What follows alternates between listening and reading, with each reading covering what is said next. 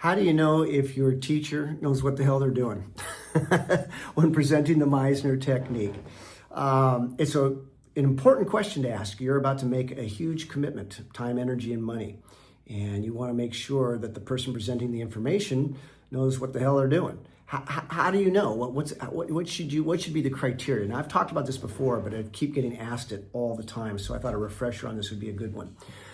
First of all, anyone can throw up a website. Anyone can make claims. There's people all over this planet right now saying things about who they were to Sandy and his life, etc. And so, you want to do your best to try to vet that. I've even had people disparage me in terms of my relationship with Sandy over the years, but what's irrefutable is that I was with Sandy from 1987 to 89 as a student in his professional private class, then 2 more years mentoring under Sandy to teach and work as an actor as well. So I spent the last from 91, and Sandy stopped teaching in 93, so I emerged as his last teaching protege, the last person to study with him, then be mentored to teach. Okay, but along the way, I only bring that up is because there's a bunch of people that had claimed to have been studying with him at the same time, or et cetera. They weren't even in the class. So how do you vet this? How do you know? And then most often, you're going to be studying now with somebody who studied with somebody, who studied with somebody, who studied with Sandy, things like that. So it's like that telephone game. It just keeps getting diluted and watered down. It keeps getting diluted and watered down. And I really want to, during COVID, a rather famous teacher, I'm not going to say who, but a very successful teacher in LA, reached out because they wanted to have me run their studio. They had a successful space. They were thinking they're probably going to retire because of COVID, but they wanted to see if they could keep it going. And they reached out to me. Now, they did not study with Sandy. They studied with Bill Esper. Bill Esper was one of Sandy's absolute great proteges. But here's the thing. This is the truth. Bill and Sandy had a huge falling out. Sanford Meisner said to Bill Esper, you don't teach the Meisner technique anymore. You teach the Bill Esper technique. Tell people you teach the Bill Esper technique. Bill's 2 books. You notice they don't say on the cover, the Meisner technique by Bill Esper. They don't. It's because Bill had changed it and transformed it and made it its own. No problem, right? No problem. That's most everybody. There's another, I shouldn't name names, but there's a woman in LA who's wildly successful. And her technique is named after her. And all I'll say is this. You look at her technique, what she presents, and it's basically a hybrid of what Sandy created. She's taken most of his concepts and principles, along with a few others, and called it her technique. You can do whatever the hell you want, but that's very common. And then there's people teaching the Meisner technique out there who have good intentions. They think, they don't know. They study with their teacher, and so they're teaching what they taught. But the point I'm trying to make is that this woman that I'm telling you about that was so successful, she studied with Bill Esper. So when we were having our conversation, I said, so give me a sense of what the first session's like for you. What's the progression? She was using language and lingo I've never even heard of, exercises that I've never heard of.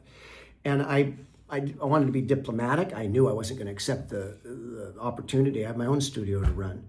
But it was just really interesting to listen to somebody so successful teaching the Meisner technique, and yet is the core of the technique there, the repetition at its absolute foundation. But I'm going to tell you, most people teach the repetition exercise poorly, and that's what the whole thing rests on.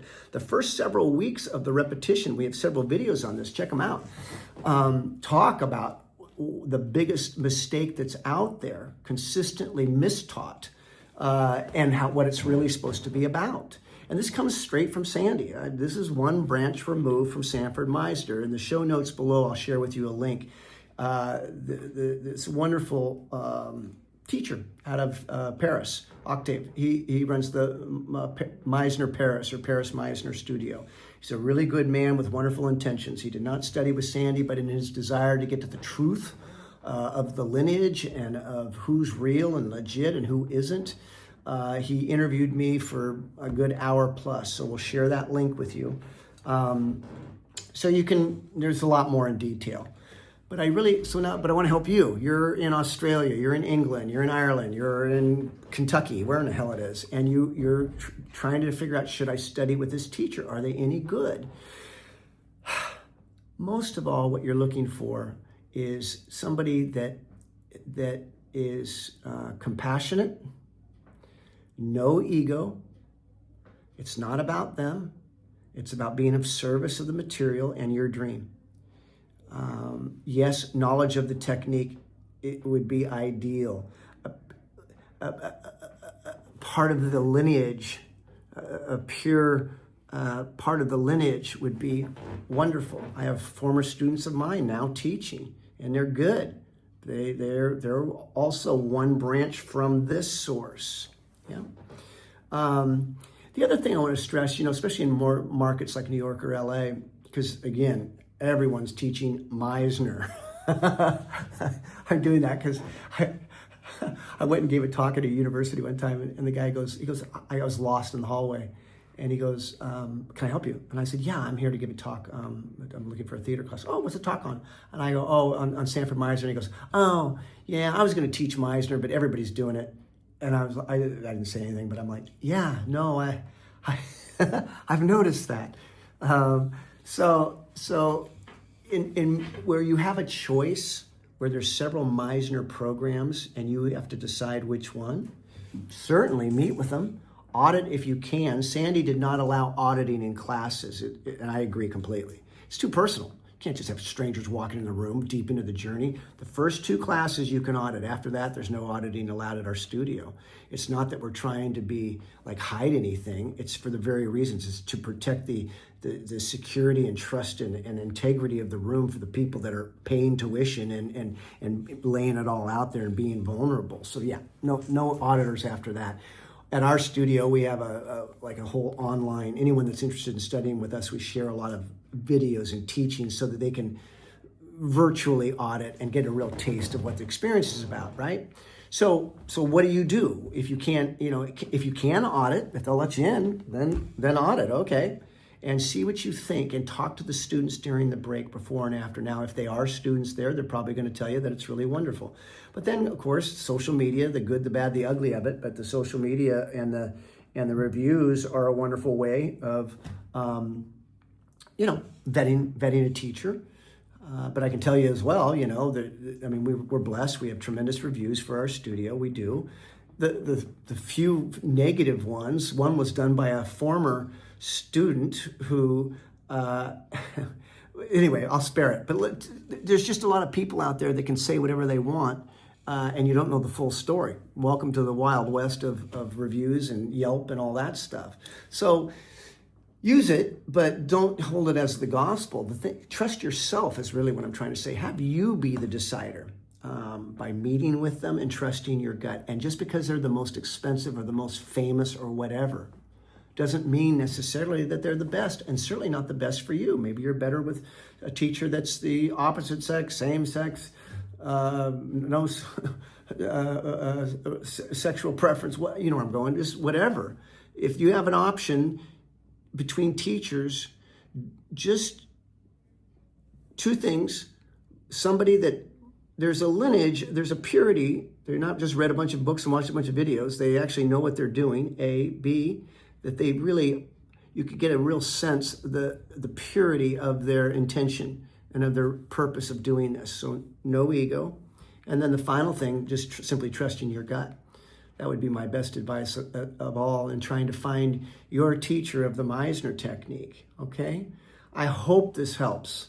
If you have any more questions about the vetting process or questions to ask, there's one here, we can finish with that. Ask them, who'd you study with?